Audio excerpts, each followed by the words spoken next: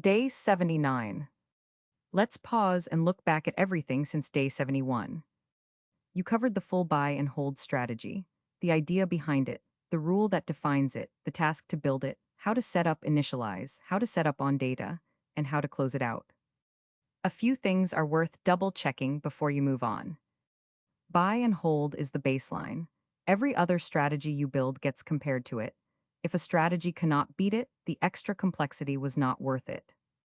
Initialize runs once. That is where you set dates, cache, and add your asset. Nothing about orders or logic goes there. On data runs on every bar. For buy and hold, the position check is what stops it from placing a new order every single day. Without that check, it trades constantly. Before day 80, go back and look at your equity curve from the backtest.